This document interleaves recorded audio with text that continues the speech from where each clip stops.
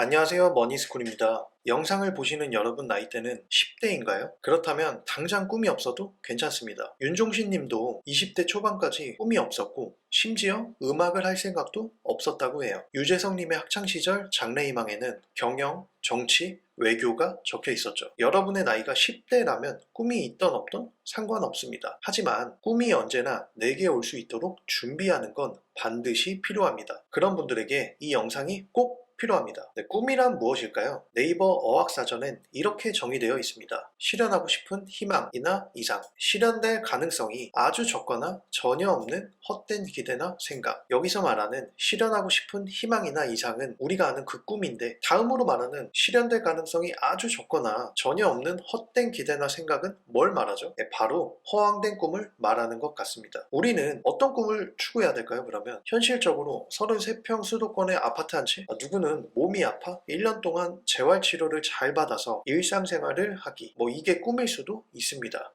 그럼 허황된 꿈은 뭐가 있을까요? 허황된 꿈은 스스로 한계를 자신에게 부여한 꿈이라고 말하고 싶습니다. 현실적으로 그건 안 되지, 에이 이러이러해서 그건 안 돼, 말이 돼? 에이 100억?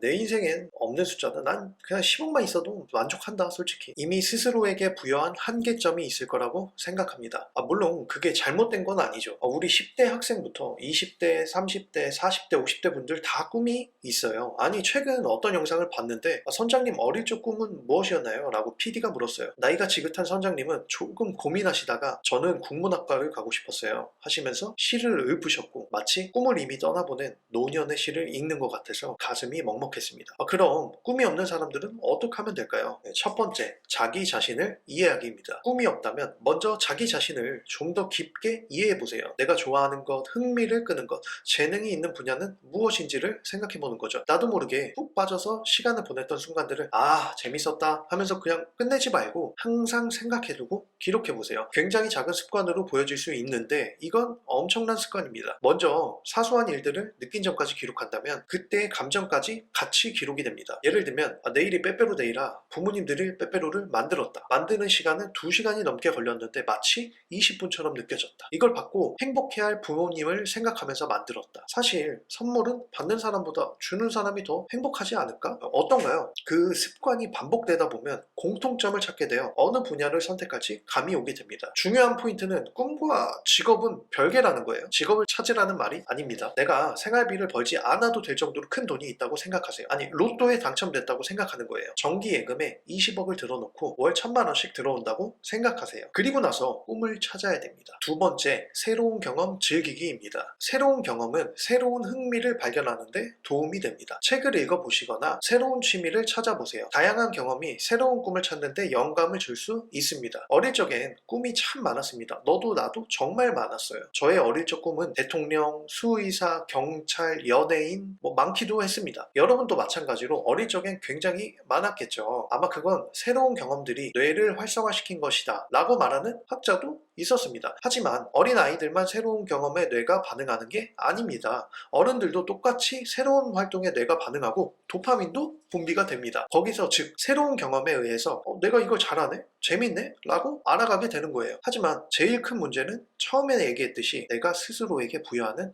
한계입니다. 내가 화분 분갈이를 유튜브에 쳐보고 셀프로 해봤어. 근데 재밌고 잘하네? 그러면 그걸 취미로라도 해볼 생각을 해야 된다는 거예요. 주말에 시간 날 때 말이에요. 근데 우린 주말에 뭐 해야 됩니까? 뭐 해야 되죠? 평일 5일 열심히 빡세게 일했으니까 휴식이 필요하고, 아니면 열심히 일했으니까 놀아야 되죠. 애기들하고 시간도 보내줘야 될 테고, 다음 주 평일에 먹을 반찬도 미리 만들어 놔야 되고, 이게 현실적인 벽이라면 벽이겠네요. 이걸 걷어내야 됩니다. 요즘은 특히나 핸드폰 열고 인스타, 유튜브 들어가면 1시간은 기본으로 흘러가요. 내가 자꾸 쉽게 도파민을 원하기 때문인데요. 주말에 난 분명 9시에 일어났는데 이불 밖으로 나가는 시간은 11시예요. 그럼 2시간 동안 난 뭘 한 겁니까? 놀았잖아요. 쇼츠 보면서. 이거를 변화시킬 필요가 있다는 거예요. 그 시간에 아는 집, 친구 집 분갈이를 해줘보는 거죠, 한번. 세 번째, 목표를 작게 세우기입니다. 큰 목표를 세우기 어렵다면 작은 목표부터 시작해보는 거예요. 하루에 조금씩 노력하면서 성취감을 느낄 수 있습니다. 이건 자기계발 책을 읽어도 자주 나오는 내용이죠. 자기계발 책뿐만 아니고 이런 비슷한 유튜브에서도 많이 나오는 내용이에요. 목표고 한 달 안에 책 한 권 읽기, 아니면 더 쪼개서 책 한 권이 300 300페이지예요? 근데 30일로 나누면 10페이지잖아요, 하루에. 그거부터 하자고요. 우리 하루에 10페이지 읽기. 이런 거부터. 하기 싫은 것에 대한 꾸준함을 만들어내자 이 말입니다. 하기 싫은 일인데 하고 나면 성취감이 드는 일이 또 뭐가 있을까요? 운동, 독서, 새로운 거 발견하기 프로젝트? 이런 거는 새로운 행동들도 포함이 되겠네요. 그런 작은 목표가 하루하루 쌓여서 일주일이 되고 한 달이 되고 1년이 되는 겁니다. 내가 내일부터 헬스를 할 거야. 그렇다고 다음 주부터 막 보디빌더처럼 몸이 멋있어지지 않잖아요. 막 한 달, 1년, 2년, 5년 이렇게 되어야 된단 말이죠. 네 번째, 주변 사람들과 이야기 나누기입니다. 가족이나 친구들과 솔직하게 한번 이야기를 나눠보세요. 때로는 다른 사람의 의견이나 조언이 새로운 아이디어를 얻는데 도움이 될 수도 있습니다. 이게 진짜 중요한 것 같아요. 요즘은 특히나 이런 말 하기 껄끄럽고 좀 쑥스러워요. 나도 그런데 요즘 학생들은 얼마나 더 그렇겠어요. 하지만 가장 가까운 사람에게는 말을 해야 됩니다. 그러면 정말 소중한 제3자의 입장을 들어볼 수가 있게 돼요. 너는 뭐뭐 좋아하잖아. 철수야, 너 이런 거 좋아하잖아. 그런 거 되게 잘하던데? 이런 것처럼 그러네. 생각해보니 유레카를 외칠 만한 그런 소스를 던져줄 거예요. 그러니까 주저하지 말고 가까운 사람에게는 털어놓고 고민해보는 게 좋겠습니다. 다섯 번째, 자기계발과 학습입니다. 새로운 분야를 학습하거나 기존에 관심 있었던 분야를 더 깊이 공부해보세요. 지식을 쌓는 과정에서 또 다른 새로움이 생길 수도 있습니다. 이건 저 위에서도 어느 정도 언급한 내용인데 독서를 하루에 10페이지씩 꾸준히 하면 당연히 지식이 쌓이겠죠. 쓸데없는 그런 어떤 책이라면 쌓이지 않겠지만 자기계발, 인문학, 철학책 이런 건 너무 무겁나? 그럼 그냥 재밌게 써내려간 한국의 역사 이런 거 같이 가볍게 쓴 책이어도 상관없습니다. 내 지식이 쌓여가는 과정에서 새로운 꿈이 생기기도 합니다. 그러니까 어떤 행동을 취하느냐에 따라 다른 거지. 인스타를 보고 잘 사는 친구들을 보며 부러워하지 말고 주말에 자고 일어났는데 이불 속에서 쇼츠 막 2시간 동안 보고 있으면 어제의 나나 오늘의 내가 다를 바 없단 말이에요. 1년 뒤 나한테 선물을 주려면 1년 동안 값진 노력을 해야 된단 말이에요. 1년 뒤 나에게 좋은 몸을 다이어트 되고 근육이 좀 붙은 이런 몸을 선물할 거야? 그러면 내일부터 1년 동안 헬스장에 가야죠. 여섯 번째, 자신에 대한 긍정적인 태도입니다. 자신에게 긍정적으로 생각하고 자부심을 가지는 것이 중요합니다. 굉장히 중요해요. 자신을 믿고 자존감을 높이면 새로운 도전에 대한 용기를 낼 수가 있습니다. 이게 가장 중요한 내용이에요. 이게 없으면 위의 내용은 전부 다 소용이 없어요. 내가 내 자신을 사랑하지 않으면 아무것도 소용이 없습니다. 내가 짱이고 나는 다 해낼 수 있고 뭐든지 할 수 있고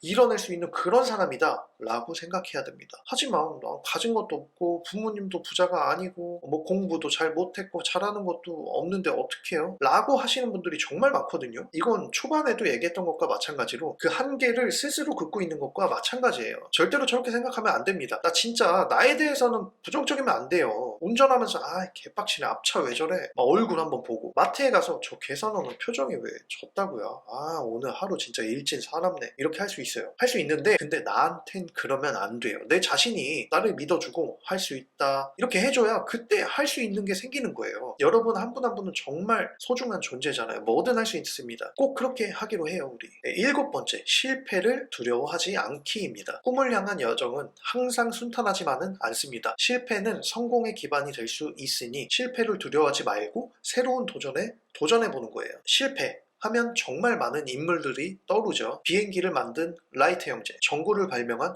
토머스 에디슨, 수도 없이 많은 사람들을 나열할 수가 있는데요. 모두 실패가 성공보다 압도적으로 많았고 단 한 번의 성공이 세상을 바꿨습니다. 한 번만, 진짜 단 한 번만 꿈을 찾으면 돼요. 그러면 인생이 바뀝니다. 노년의 꿈을 그리워하며 이미 떠나간 꿈을 향해 한잔 하지 말고 지금 꿈을 꼭 찾아 이뤄내시길 바랍니다. 이제 빠르게 요약하겠습니다. 첫 번째, 자기 자신을 이해하기.